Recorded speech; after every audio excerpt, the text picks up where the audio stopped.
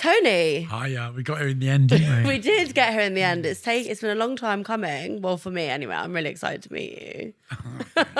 Likewise, Thank you actually. for doing this. You're like, your name gets mentioned quite a lot in my house. It's quite weird. Oh, I love that. In what capacity? Oh, because obviously my partner Stavros loves you, so he's always talking. And then when the request came in studio, I was like, "Is this the same person?" And he was like, "Oh my God, you got to do it!" Yeah. I love you. Thank you, Stavros. Love you. Stavros is also here.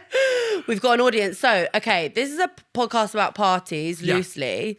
Tell me, this is going to be a really, really hard question for you because you are as soon as I came up with the idea for this podcast, you were one of my dream guests to have on the podcast because you're someone who I know will just have unbelievable stories about parties and so many different perspectives on them. Could you name the best party you've ever been to? So now I always answer that question with the one that it's never happened yet because it's easier.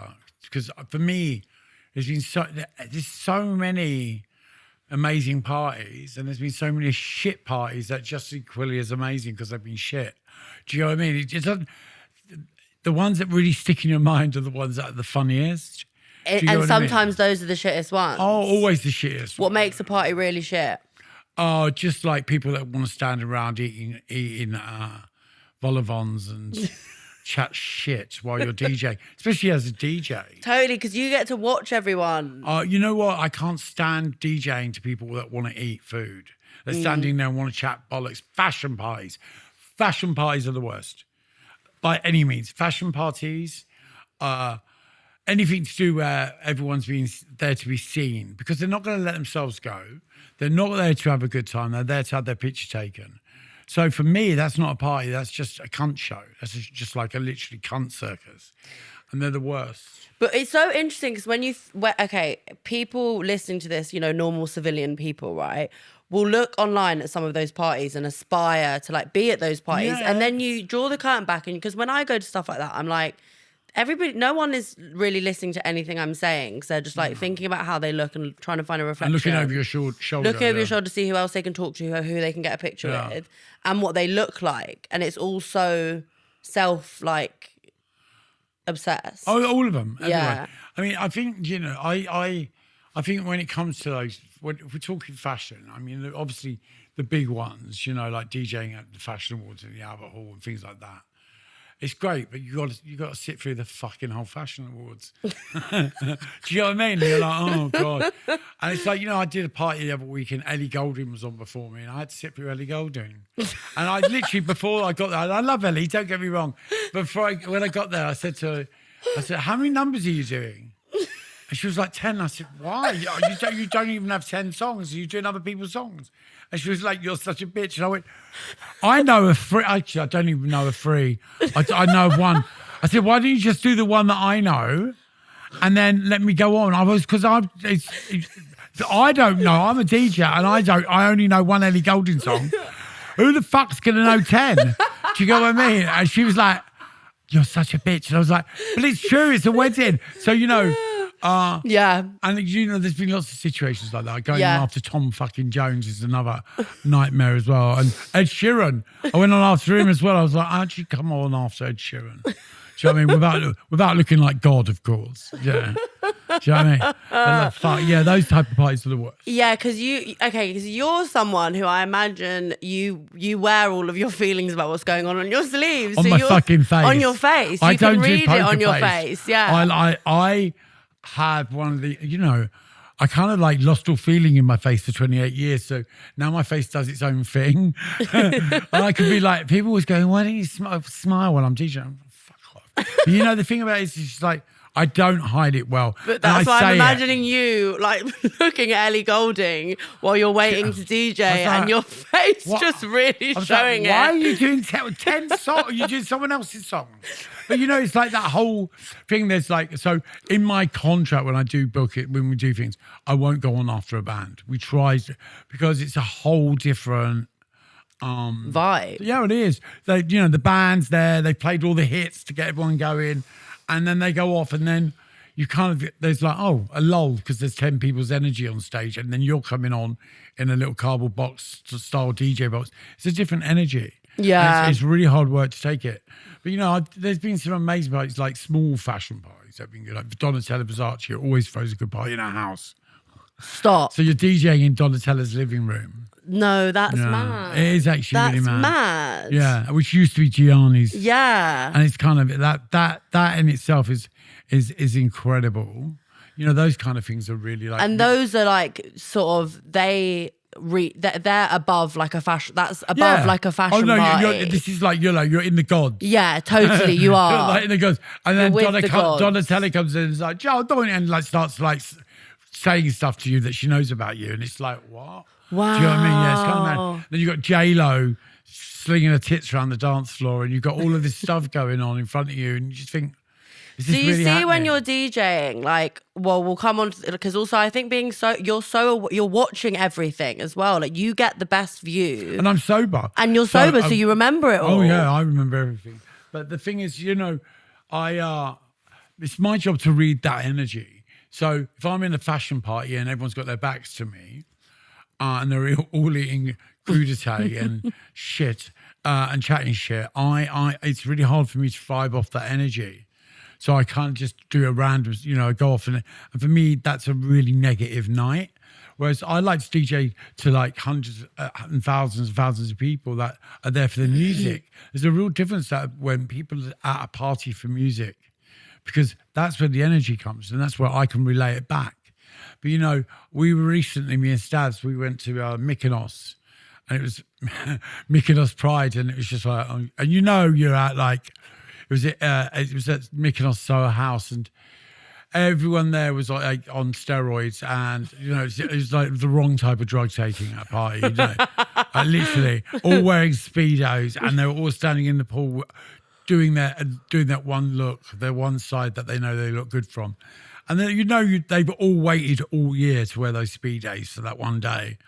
And DJing to that kind of like. Were they even dancing? No, they weren't Really? dancing. They were just standing there holding their drinks. Like mannequins. But to DJ to that was just like. It takes so much energy, doesn't it? It was it's so like you're hard. having to muster It was up so the hard. whole I mean, vibe. I got them going in the end, but you know, the thing about it is, it's just like, oh, why are you even here? Do you know what I mean? And why are you wearing Speedos? You've got no cock.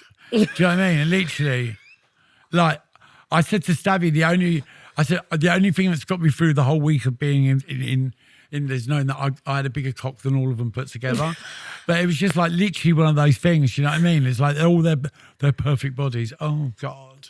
Yeah, I know, but I think that's, you know, listen, it's a product of like the weird internet world that we're living on now where everybody thinks they have to have like one generic body and they all want to look the same. 100%. And then no one is interesting looking because everybody looks the same. It's like, that's what's happened. And It's the especially same with when the there's Zempic. like 95% water. That was really good. Okay, so what, if you guys are getting married, are you planning your wedding at the moment? We're getting married, yeah. No, we are actually planning. Are you planning it? And how are you finding that? It's hard, you know. It's like, because I kind of keep putting things off. I'm a really fucking good delegator. So we've got like people, but we don't have a wedding planner. So Are you going to get one? I don't think we need to. I think we've got a production company doing it. Okay. We've got a few things. We've done the invite ourselves. We've done all of these things. We know where we're doing it. We know what the aesthetic of it is. I've got some acts lined up for the evening. Are you going to DJ? No. And you can ask me that question. Who's going to be the DJ? Do you know how many people ask that fucking question? No, I'm not going to ask, but it's just because I would probably perform at my own wedding. That's why I asked you that. I would definitely do a set at my wedding. You're like bridesmaids. Yeah. No, I wowould definitely want to perform at my wedding. No, I'm not. You're not going to? No, not that day. I'm literally, it's going to be, the whole day's going to be a fucking performance, isn't it? Do you know what I mean? We're going to make them cry. We're going to make them laugh. We're going to make them hate us. It's going to be It's going to be an emotional roller coaster. It is just that. And also it's not about me. For once, it's not about me. It's about us. And that's a really big thing because I'm really good at saying my wedding, my this, my that. And I can no longer say that after that day. Well, I can't really say it now, but it is about us. And it's about me making sure it's the best day of Stavy's life.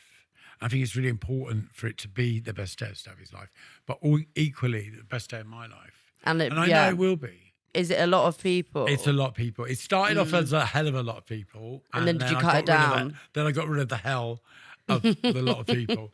Yeah, we've cut it down because you know what?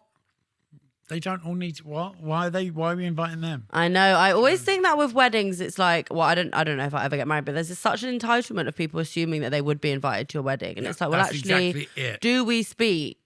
Like, It's bizarre. are you a present enough person in my life to be there and for me to be paying for your food and drink for a day? Everyone thinks that they should be there, and everyone thinks they have the right to be there. And it's kind of like people you haven't seen for 30 years. Oh, I haven't got my invite yet. It's like, I don't even know where you fucking live. You know what I mean? But yeah, it's we've cut it down, and I think it's really important just to have the nearest and the dearest. Yeah.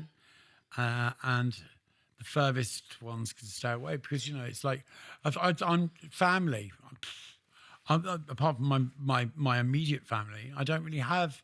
I've not seen any of them for like 110 years. I'm not going to invite them to a wedding. Well, that's what I mean. It's like this assumption that you have to invite all of these people just because they are your family or because you like went to school with them or whatever. We went to my stepfather's funeral the other week, and I'm laughing. I'm not laughing at his funeral, but I was laughing because it was like my family were there, and it was just like, what the fuck? I forgot about all this lot. Like my auntie, who I described in my book, who used to be a madam in Mayfair in the 60s. Wow. Yeah, she's a piece of Wow. work. She's a piece of work. As soon as we arrived, got out of the car, she went, don't you fucking say anything about me in front of my carer. I went, I won't, all right, chill out.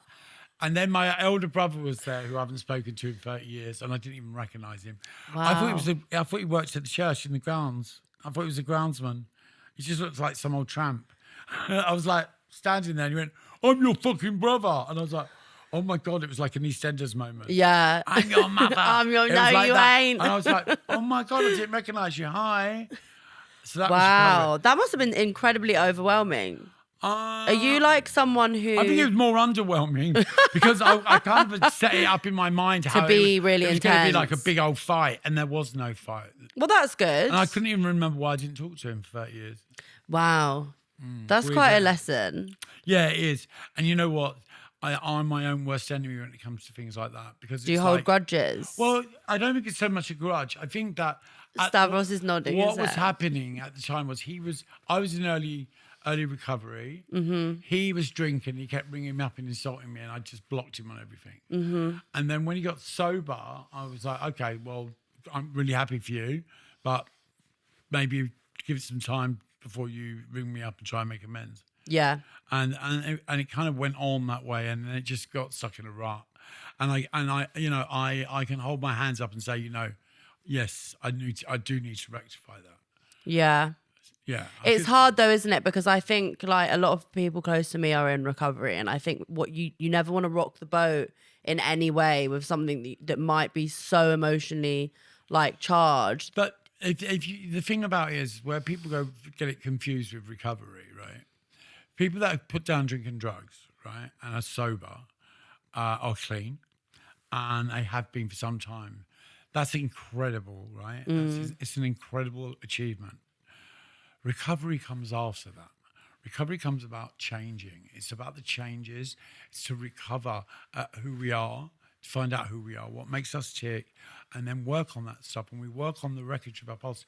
It isn't a straightforward thing for everyone. It's no one stop shop. But recovery really comes when the moment that we start to love who we are again. And that's really is the part about where the magic of recovery comes from. So people always go, oh yeah, I'm in recovery, and they act like a complete cunt. And they're not at that point but, yet. I did that. I'll be 18 years in January. Wow, that's unbelievable. It is That unbelievable. is unbelievable. It's totally unbelievable. That's just incredible. I can't even fathom it. I'm like, you know what I mean? It's like suddenly becoming a man. And it really is becoming a it's man. crazy. I'm getting married. Do you get what I mean? And that really is that point of recovery where I can be in a relationship with one person. I can be loved by that person. Therefore, I can love that person. That's recovery. And when would you say you got to that? How long after you got clean would you say you got into that period of recovery? I always thought I was in that period, and I never was. So you know, it's all a journey. It's all a path. And I think the real turning point was when I wrote that book. When I wrote the book and it went out, that was the turning point, because that was suddenly I had no shame. I'd had shame in every relationship, every friendship. There was always that shame that I carried all the way through. And then when I wrote it all out and put it out into the world, and the shame went. Wow. That was the moment. That was the turning point. That everything changed. That was it. That okay. Now I don't have shame. Now I have self-respect. All of those things that I hated myself for, I now love myself for, and that stuff is that's the real magic of the recovery for me, because that means now I'm in a position that I can love someone else and be with someone and accept love as well. Oh my God. And know you deserve to be loved. I went through life wanting people just to like me. If you liked me, that was it. That was going, because you didn't need to know me to like me. You know what I mean? But the minute you got intimate with anyone, then they would find out who I was, and they would see what a fake I was. You know, when you suffer with all the things that I suffered with mentally, you know, you go, if you, self-hatred. It's like Notting Hill Carnival up here. Yeah. You know, there's so much going on. I used to always say this about me, that my brain has a writer's room in it, and it's got all of these different writers writing horrible things about me and like horrible descriptions about me all the time. And I'm constantly having to like overcome these thoughts about myself. Especially at 2 a.m. in the morning when they're having a conference. Yeah, exactly. You know what I mean? Literally 100%. They're in the O2. They're like, oh, do you know they're what? on stage at the O2, all the audience talking about it. Yeah. Unreal. Yeah. That's what we go through. And you know, we put ourselves into that place. And it's about breaking that down and taking it from 2,000 people talking at once, just to one person talking. But it's really interesting, because like, you know, I'm not, and like I haven't had massive addiction problems, but I've gone through this transformation in the last, I would say mainly the last year really, where I had this really traumatic abortion a year ago. It sent me into the worst place of my whole life. Like I was completely suicidal this time last year. And then what began was this recovery from that. And then I have transformed. And like that feeling that you're describing of feeling like I am worthy of love and of people, I've actually never really had that. I've always thought I was fundamentally a really bad person, but you know, who deserved bad things. It always comes from trauma. That the keys are in the trauma, right? And instead of us going through life thinking, why is this always happening to me? Why did I have an abortion? Why did my mental health? Right? How can I learn? How can I change the way I feel about myself? How can I make sure that doesn't happen again? And that in itself is recovery. But you know, recovery isn't like down to, you know, stuck to alcohol and drugs. It's so much more. We are all in recovery from some form of trauma. Yeah. And we don't realize the power that trauma has over us, because unless we deal with it and we talk about it and we make fun of it, because that's the magic, right? When we laugh at something, we're taking the power out of it. Seriously, like the power comes straight out of it. And that's kind of like 75% of the way there, because we get to that point where, and people go, how can you laugh at that? I'm like, because it's laughable. Also, it can be like devastating. I'm actually about to quote a review that I got from my show with the Apollo. Of course you fucking are. Unbelievable is that? Take it back to her How again. Unbelievable is that? But the way this writer wrote something, I was like, this is exactly how I've always felt about life. It's like why funerals are intensely funny, because when something is really intensely emotional, you're so emotionally charged, you find the comedy in everything. And so something can be devastating and devastatingly funny. 100%. And that's like, that's why I find it easy to connect with people who have that same sort of aspect. But the problem is the world is full of people who aren't like that. The world is actually full of people who think the world is out to get them. Aren't resilient to say, okay, this really bad thing's happened to me. How am I going to turn it around and grow from it? This morning, I went for coffee with the scummy mummies at the end of my street, as I call them. I love that. And one of them comes in and she took her kid to school at 9:30. And she's I've known her 16 years. She's not she's like an ex. She's an addict like me. I've known her in recovery. I know her daughter. They're really good friends. And I said to her, 9:30 is not bad going for you. She was like, I'm sick of this. And she started. And I was sitting there thinking, don't bite, don't bite. And then she was like, hey, you know what? They're out there. I said, don't fucking bring me into the... So the row started. And she started going, don't inflict your shit on me. And I was like, why don't you fuck off back to your dismal life? And like literally just went all over her. And then the guy behind the counter said, hey, this is a coffee shop. And I said, yeah, and you too good to remember you work here. And that started on him. Then I went out to the chemist to go get something, and I came back and all the scummy mummies were out. So I go, what did you do to Lucy? I said, what the fuck has it got to do with you? So I start round with them. And then my friend Anne I heard the door open in the cab. And I heard her screaming with laughter. And she comes out and I went, what are you laughing at? She was like, this. And I was like, I know. So we went off laughing down the road, and then I walked around the block and went and knocked on Lucy's door. And I was like, I haven't finished to you yet. And she went, I was just about to take you to you. We started laughing, and we went back to the coffee shop, and all the ones that was like... But all the staff in the coffee shop really confused when you walked back in. And then me and Lucy just sitting there laughing. I was just like... Fucking nut job. Literally one walk around the block. Oh my God, I need a camera following you at all times. It's like a fucking mental. It's just the usual coffee morning. The usual Tuesday morning. Shit, Tuesday morning. Wow. Are you someone who experiences like highs and lows kind of mentally? Yeah. Yeah. I'm kind of quite... the people start laughing in a minute. I think... No, I'm lying. I was about to say I'm quite leveled out. Tell me what you were going to say, and then I want to watch what Sam's boss does with his I'm quite leveled, really. You know what? I'd like to think I'm leveled, but I'm not. You just told us the funniest story about you and Lucy having a fight in a cafe at 9:30 a.m. this morning. Yeah. Over nothing. Over nothing. Morning. But the thing about it is like I am on the roller coaster all the time. As my trauma therapist used to say, you're always on the drama triangle, and I'm firmly on it. And it does. Some days it's great, you know. Some weeks it can last and nothing can happen. But recently, the more stressed I get, the more my ADHD goes off the scale. So some days I'm like around a 7, and then some days I'm like a 15. And like, what does a 15 look like or feel like? I just can't fathom anything. I can't understand anything. I can't focus on anything. Yeah.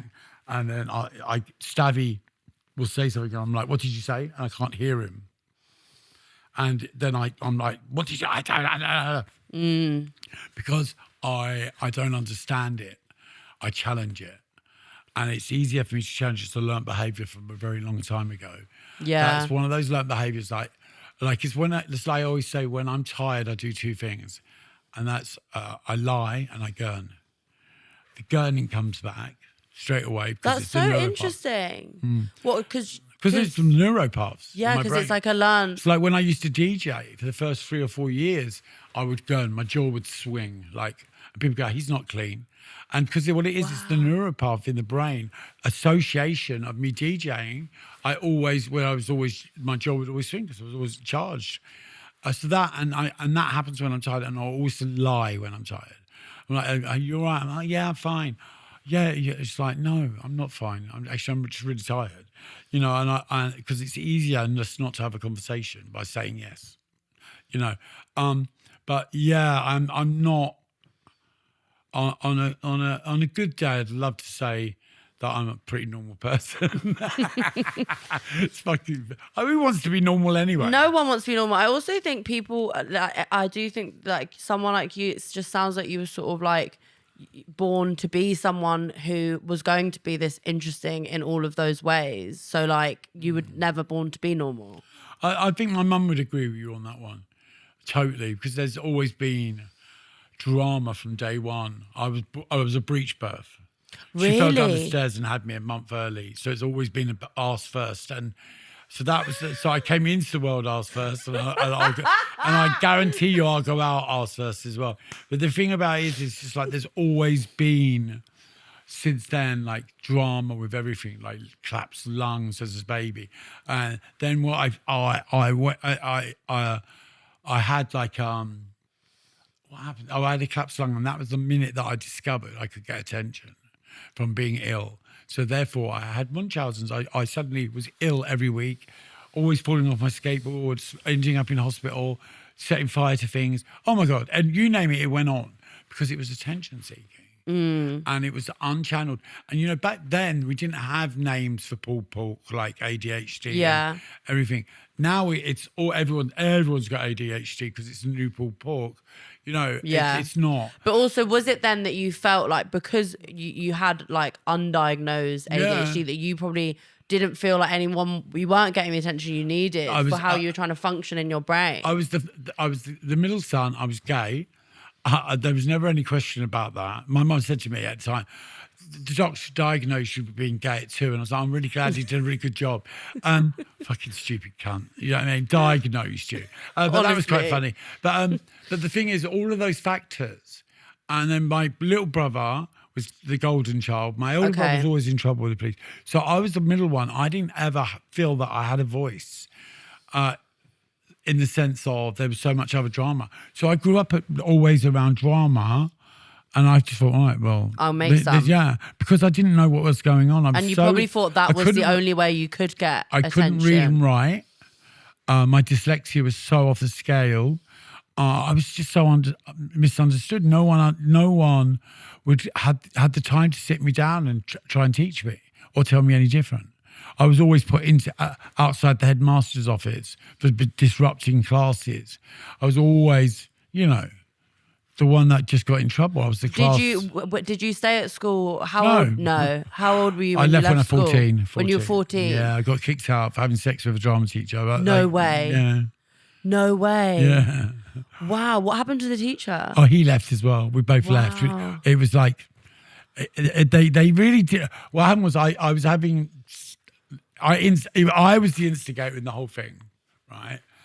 And he basically, we were in the middle of the school, was like, it was set out, it's in Battersea, they do a car boot sale there, so we've been back there a few times. But like, the school was set out into like, into different houses, so their lunchrooms were there, so there was 4 lunchrooms.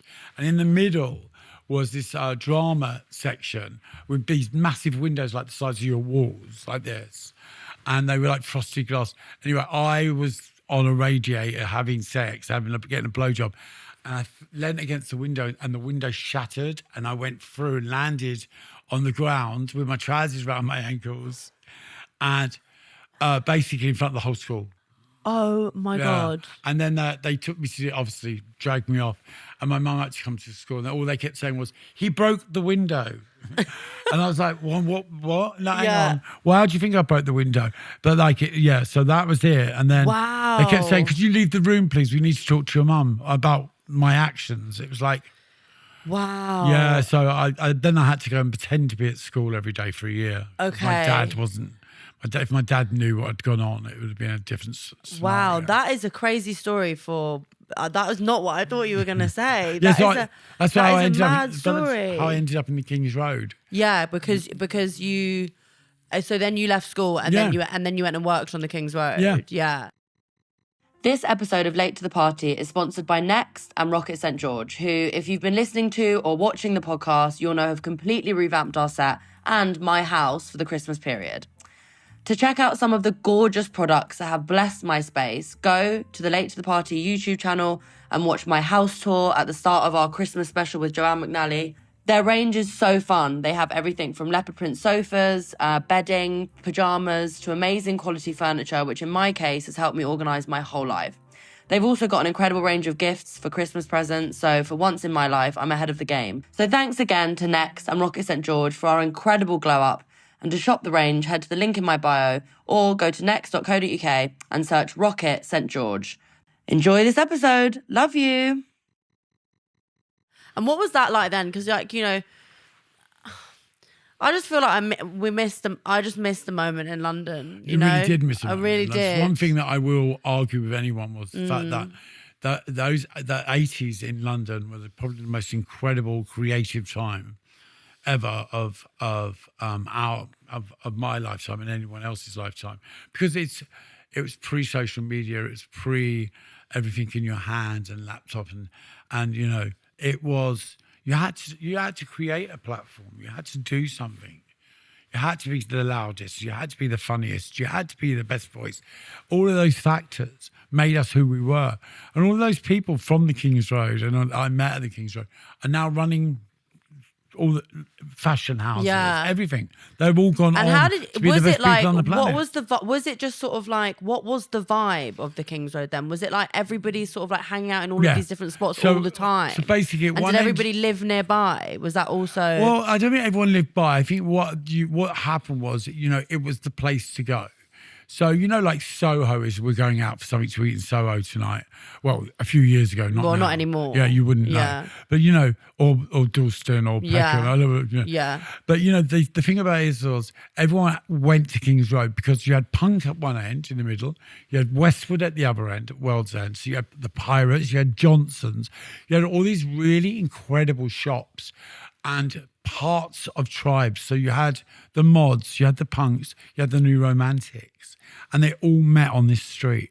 Everyone blended in on the street. And you still had the hippie factor of the 60s. You had the Chelsea drugstore, which is now McDonald's. No way. Yeah, it's still got the arches outside, So you had all of these incredible places of the King's Road where people just hung out. They were indoor markets. People could go there and just eat and hang out and be seen and be photographed.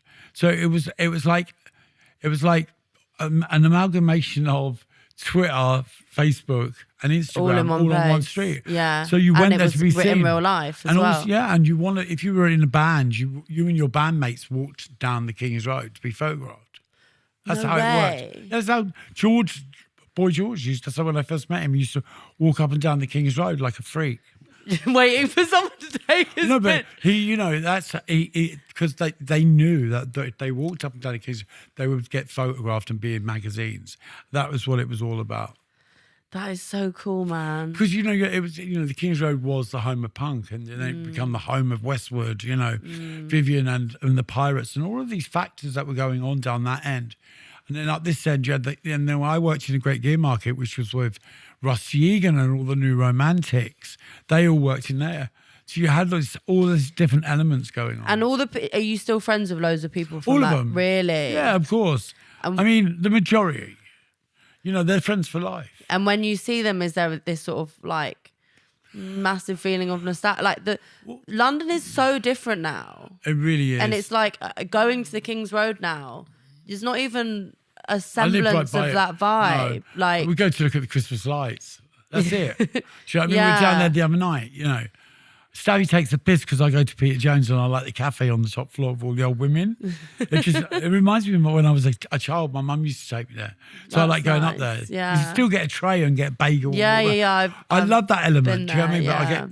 Why don't you go back up there with all the old women? It's like, but the King's Road it's like anywhere in London now. It's just been dissolved. I know, but bit by bit by bit, and it's really sad because I've lived in London my whole life, and I feel like I did miss the best moments of London. And by the time I was going out and clubbing, it was like, I don't know, there weren't enough venues, and now since then they have just started to dwindle, and now there's nowhere I could even get dinner past like 10 o'clock. Someone to go out? You wouldn't. There's nowhere. Well, I used to go out Monday, Tuesday, Wednesday, Thursday, Friday, Saturday, Sunday, and I'd go, I'm going to go out Monday. Monday come out to go again. There was always somewhere amazing to go.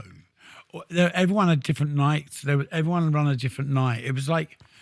So on a Wednesday you went to Café de Paris. On a Thursday you went to George's Club, and then Friday the Beetroot. There everything. The Wag Club on a Saturday that I ran. You all went to all these different places. Everyone owned a night.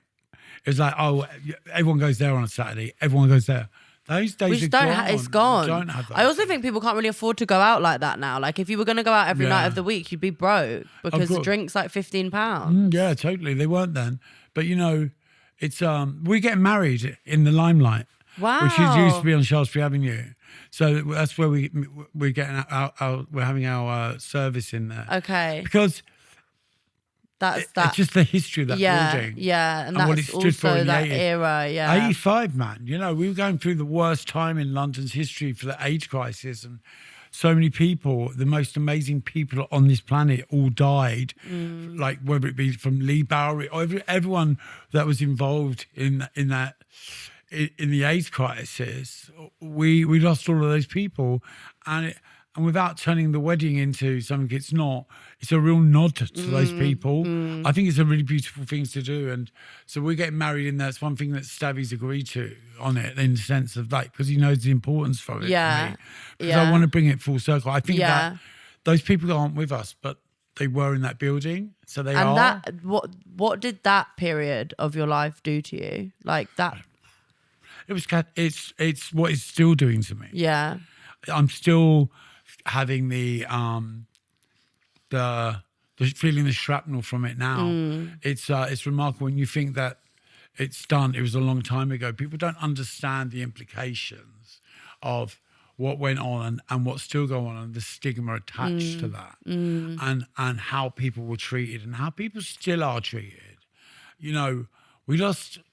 You know, it's like if you went to like a big, like a family wedding, and there were like 200 people there, right, whatever, and then a week later, 50 of them are gone. That's what it was like, and it's not an exaggeration. It's so hard to comprehend that. But no one would ever tell you where they went. It's so sad because the stigma attached to it. Families didn't want to let anyone know that their son had died from AIDS, or that someone had contracted HIV. It wasn't even called HIV then. So it was just this sort of... Yeah. And so were people like... Did a lot of these people then like not have funerals, or like was there like... We weren't allowed. Really? We weren't allowed to be buried at the first. We weren't allowed to be buried. We had to be cremated. And most churches wouldn't do it. Services. There was one church in Earls Court, which I always talk about, which did the service, and the vicar used to put a rainbow flag over the altar, and it was incredible. So like there were a lot of services in there, but you know, as it kind of we started going through it, you know, mass areas like Earls Court, which was the gay area, Soho wasn't a gay area. Soho was Soho. Soho was like still strip clubs and CD after hours. It was amazing. Earls Court is where the gay area was. I didn't know that. So you had 7 different gay pubs and bars and nightclubs, all in Earls Court. That's interesting. You had brothels, gay brothels. You had so much going on there. You had Copacabana. You had the Cola, and you had all of these amazing venues. That was the Boltons. That was so funny. You would go there and you'd be like, just like leather queens, and you had all of this going on. It was just like, because we still had tribes then. We, you know, like we had mods and skinheads and punks. The gays had clones. They were like the tashes and leather caps and check shirts. So you belonged to something. We no longer belong to anything. And then what happened was with the AIDS crisis, suddenly each bar started getting shut down. The whole area got vanillaized. You know, it was almost like pitchforks and torches. They were shutting just purely down because of what was happening. They were shutting down venues. Yeah, because people didn't want to be around gay people because they thought they could catch AIDS from them. It's unbelievable. It was really sad.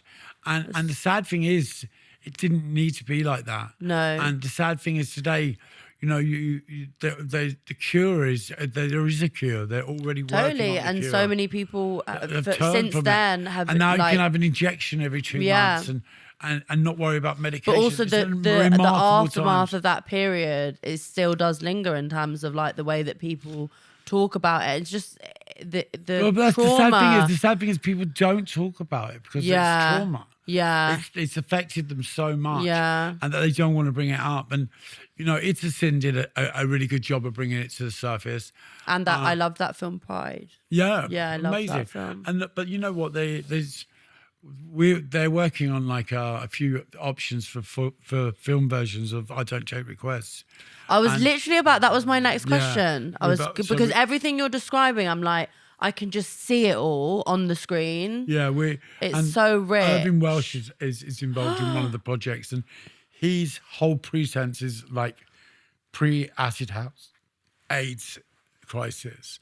No one's ever done a black comedy stroke film regarding the AIDS crisis, let alone in Soho. And there's like a whole section from my book which he really wants to focus on, and you know, because we need to do it justice. We need to do all those fucking amazing people that lost their lives justice. Yeah, and again, in that thing that we're talent, saying, in the reality of how funny and brilliant and real it all was and is. Because we found, you know, when so-and-so was dying, we'd go to the hospital and we'd have a laugh with them. We would laugh and laugh and laugh. And, you know, there were situations where you had drag queens turning up on the AIDS wards doing songs, and there was all this really magical stuff that came from it because our backs were against the wall. And, you know, it was that moment of like, okay, we need to do this for ourselves. We need to take control of this, and to the best of our ability. And the best of most gay people's ability is humour, right? And there was really so much humour within that dark times. When you started writing this all down for the book, did a lot of it like come back to you? Like, had you? No, I thought I dealt with everything. Being Tony, I'm a plower. I plough. So I go through life like this, and everything goes there, and it all builds up. And then when you come to write a book, it all fucking comes in on top of you, and you drown. And that's what happened to me. Did you really struggle with that? I really did. I got really, really, really ill at one point in it when we were doing the abuse chapter. I physically and mentally got really, really bad. I thought I had food poisoning. And basically, it was the fact that I suddenly opened this can of worms.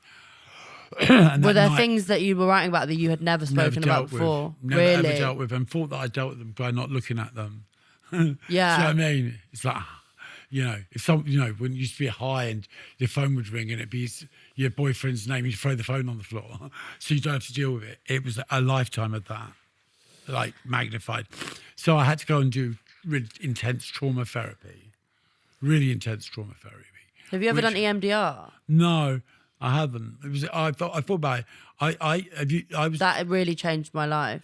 I was doing colouring in on the floor. Yeah. Like colouring pictures with crowns, which is fucking remarkable thing. Like sitting there cross-legged, paying 150 quid to colour it, to do drawing.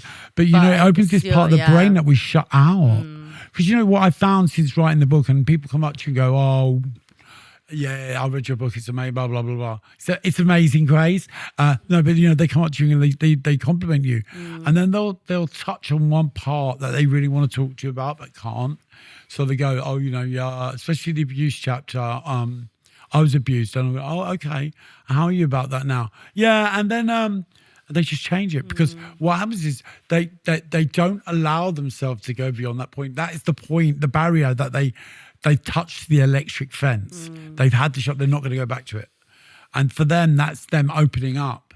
And but then it's hard, isn't it? Because it's like they'll get so close to doing that and then they'll think, "I've got to do this thing in an hour. I can't open myself up in this way, knowing 100%. I've got to go pick my child up from school." Also, I'm going to be judged. Yeah. What if I tell him too much? What if I crumble What if my wife finds out? Yeah. All of these things, you know, there's so many...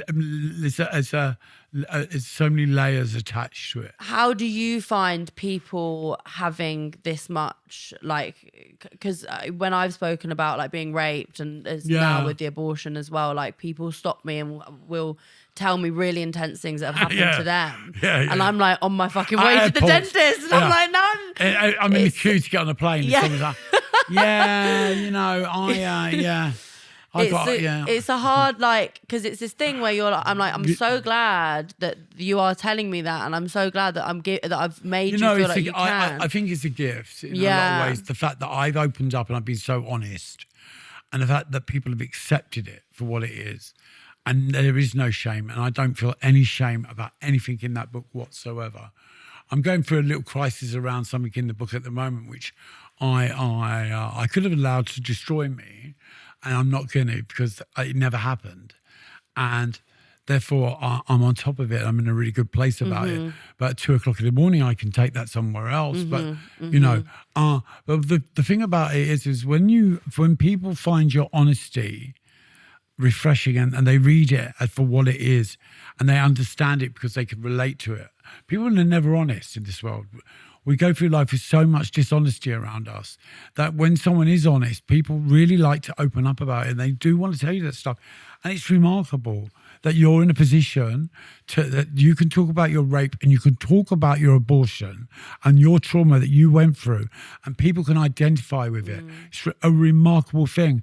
Sometimes I think people need to choose their timing. Yeah, that's the thing that sometimes I'm like, I'm on my way to do a show. Yeah. Like I actually can't handle this. No. But then I also think at the same time it is such a privilege. And also like this kind of what I was saying earlier about you. It's like, I'm sure you were born to be this way. Like I'm sure you were born to be someone who was going to have this effect on people, because it seems like you just have, it seems like you're just quite a brilliant person. Not that not everyone in the world is brilliant, but like you have a unique thing that will mean that people can connect with you. But it also sometimes comes with this slightly draining feeling of like, I feel responsible. And like, if I don't say the right thing to someone in that situation, I walk away thinking, fuck, have I made that person feel worse in that moment? Like, it's just a tricky thing. And I think, yeah. I think that certain situations, I just say what I think. And it doesn't always go down well at the time. But a month later or 3 weeks later, they call me and they say, thank you for what you said. I didn't like it at the time, but it's really resonated with me, and I've changed this pattern in my life. And there's something so special about when someone messages you on even on Instagram. I get it like a lot. I'm just going to say like 10 times a day easily, of people messaging you telling me their clean time. Hey, I read your book, or I sent you a message 6 months ago, and I'm now 6 months and 2 days clean. Thank you. And it's it's such an incredible, fucking amazing thing, because you're helping just by being honest, or just by returning the text, because you know how hard it is to open your mouth to say I've got a problem. Yeah, you know that, right? And it's like one of them. It takes such an inner strength, and then to not be answered is a crime. And I answer anyone that messages me that stuff. I answer. You message me about a load of old shit, you're going to get blanked. Yeah. But you message me and I will answer you.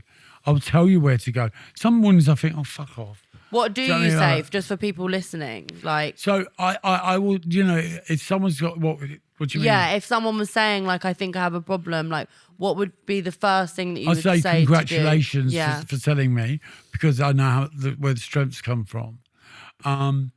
And the next thing is to just go and to the right people. I always tell people to go and find their people. Yeah. Because 9 times out of 10, we'll find the wrong people. We'll tell someone, chill out, that we've got a drug problem, whilst snorting cocaine and they're like, let's do another line. And they're like, yeah. We've all got one. But you know what? Or they'll say you don't, like. Yeah, of course you have it. Let's get some more. Look at all of us. We're all the same. But like. The thing about it is it's just keep on opening your mouth, and you will get fed. You will get heard, because it's a journey, like anything is. Do you know what I mean? I think that thing of surrounding yourself with the right people and with the people who won't make the shame worse is really important. So is. And also, not everyone has Alcoholics Anonymous or Narcotics Anonymous or Debtors Anonymous or any anonymous. It's not. There's different strokes for different folks. It's like what you were saying at the start. Like, every person's journey with this is different, and sometimes with those AAs and NAs, sometimes it's a bit too didactic. Of like, everybody has to do it this way. And then if that doesn't work for you, working guide, you can't be one. It's like, and then if that doesn't work for you, you then feel like you can't do it, or you're like a failure, and then you're sort of setting yourself up. People are being set up to fail. I did meetings for a very, very, very, very long time. Probably like 14, 15 years. 15 years. And I did 5 meetings a week. Wow. And I put myself in a place where I was the go-to man. My sponsor used to say to me, I want you to, he's from I'm not, he said Bolton, he'd kill me. He's from up north. Anyway, he was like saying to me, you need to know about anonymity. And I'd be like, oh, fuck off, your anonymity. Do you know what I mean? And now I understand the whole beauty of not being the face of something. I was addicted to meetings. I was addicted to being the go-to man. If I went to a meeting, 3 weeks later, I'll be taking that meeting. Really? Oh, yeah. Yeah. Do you know what I mean? Literally, like, this is my show. I'm running it. That's so interesting. And that became a platform. It became a new way to feed. 100%. Yeah. To buy into the ego. And the ego comes from a place of fear. It's all fear-based. And what I did was, when I did the book, and I've had a few stalkers from certain fellowships and stuff, and when it all got too intense and I started doing trauma therapy, I went to trauma therapy, and I was like, I was going through a really bad toxic relationship breakdown, and I just met Stavi. And How did you guys meet? Can I interrupt? I'll tell you that in a Okay, minute. fine. So I just met Stavi, and she was like, I don't think you should see this boy Stavi. Why are you bringing another person into this drama? And I was like, yeah, you got a good point, but I'm not going to listen to you. And I said, but I do need to keep him out of it, because everything that someone could do to someone was being done to me. Wow. It was fucking awful. Were you breaking up with this person? Yeah, we split up, but Right. this person just tried to make my life so much hell, and my dog's life, and he had his own problem. It was awful. And then he found there were recording devices in the house, and he was listening to stuff. And then he was sending letters to Stavi's mum. Oh, you name it, it went on. Anyway, who was my counsellor, I'd go in and I'd be like, this person said this, and and she went, I'm going to stop you there one day. She went, when did you last think about having a drink? And I went, 15 years ago. She's like, okay. And a drug? I went, same, 15 years ago. And she went, okay. I said, why? And she went, sorry. So we carried on with the session. And at the end of the session, she went, can I ask you another question? And I said, what? She went, why do you still go to meetings? And I went, because I'm a drug addict and an alcoholic. I need to. She was like, okay. She went, I'm seeing here 5 other situations that really need to be looked at, but yet you're still going somewhere talking about something that you haven't done for 15 years and making a big thing of it every day. And I was like, yeah, but you wouldn't understand. You're not in recovery. And she went, nor are you. And I was like, you fucking bitch. And I left, and it resonated with me all week. And I went back.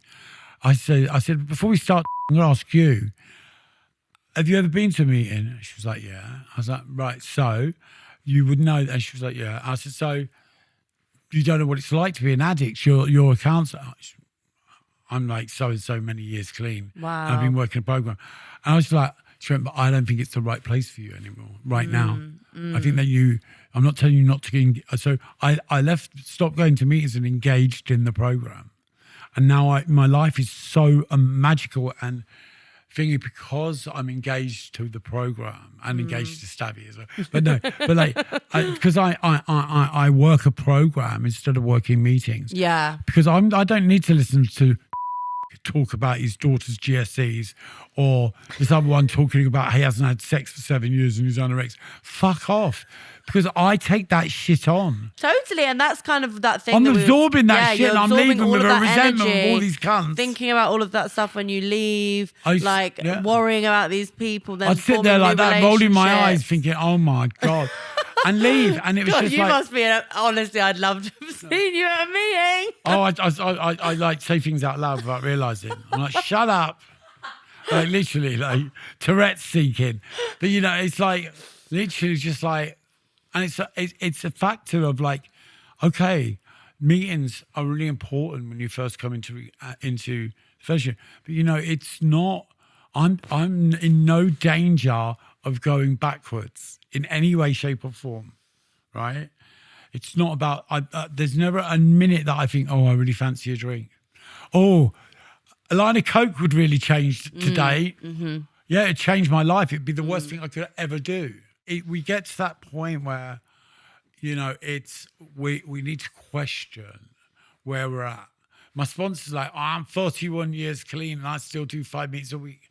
I couldn't think of anything worse. 41 years. 31. 31. I could wow. not think of anything worse than doing 5 meetings a week. Yeah. At 31 years clean. I came in to get a life, not to make it my life. Yeah. And what I have done is I've got a life because I've got recovery. Yeah. And I don't ever question it. As I say, But also, it was all works for part of the people, journey. this- You needed it, and also anyone listening. I've got a meeting it's- across the road from my house Yeah. with the old women, like AA every Saturday morning. You know, and it's incredible, and it's and I'd be just Tony with a cavapoo, not Tony. You know, all that goes with it. You know, yeah, because that's not what it's about. I don't need to go anywhere to get my ego fed. Yeah. Do you know what I mean? Because it's whenever my ego is getting fed in the wrong way, it's always going to lead to drama and trouble. And I think that peace and calm is what I need. Do you know what I mean? But you've gotten to Wrapped that point. in lion's mane. But you've like worked. That's a process. Yeah, that, like 100%. you've gotten to a point where you don't need to feed your ego in that way, and that's just an unbelievable place to get to in life. Like, especially if you think about like the ways that maybe you were in the past. You know, I still have Instagram. That's good enough for feeding the ego. Yeah, it's good. Sometimes I when I love want to to post feel a good, I picture just of my- post a pic. Yeah. I love to post a picture of my boyfriend in his swimming trunks. You know, that's all I need. Do you know what I'm saying to you? Yeah. That's it. You know, it's or a picture of my dog. That's more ego. That fills my my Fills your life cup. with everything. Yeah. I'm very blessed in so many ways to be where I am because I've freedom. I have freedom. I have self-respect. I have a certain level of sanity, which is enough. Do you know what I mean? And some days that's all I need. I had a birthday dinner last night. Billy Clark and Jodie Harsh were there, and I was like saying I'm doing Grace's podcast tomorrow, and they were like, "Oh, that's amazing." Oh. But you like, it's blowing up for you, and so it should. Oh, that's really Do you cool. know what I mean? How has being sober changed your relationship with parties? So for me, I used to always think I was the party, and I'm not a party. Far from it. The minute that I discovered I wasn't, is where the change came. And I think now I had this real magical quality that I can go to a party. If I'm not working, I can go to a party.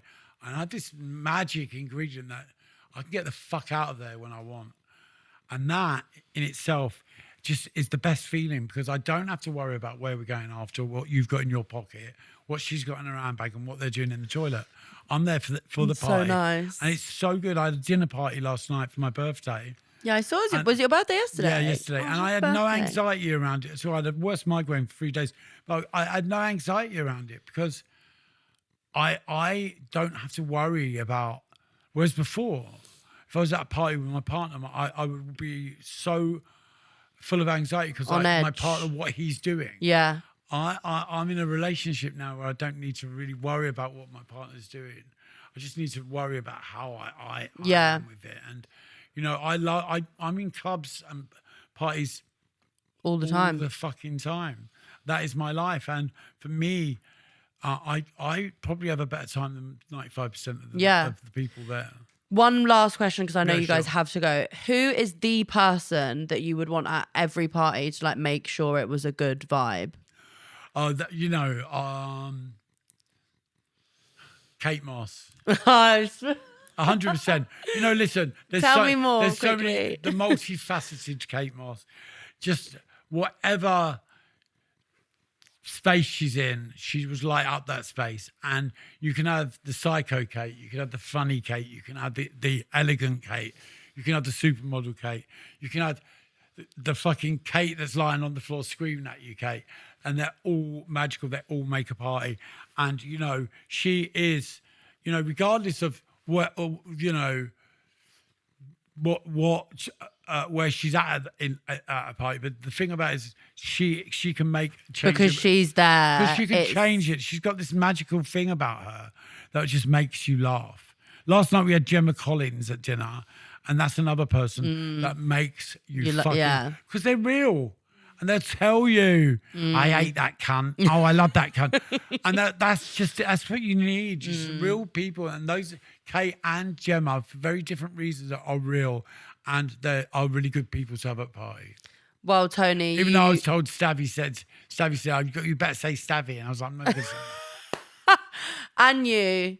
Yeah, Well, you and two seem my like you baby. have such a happy, healthy relationship, and it's really lovely to be around. So thank very you. happy. Yeah, I really, you can tell. It's really, really, really nice to be around. So Even when I'm sad, I'm happy. Oh, that's so nice. Yeah. That's nice. Well, thank you, Tony. Thank you, you are the Grace. best. Lovely I meeting you at appreciate you so last. much for doing this.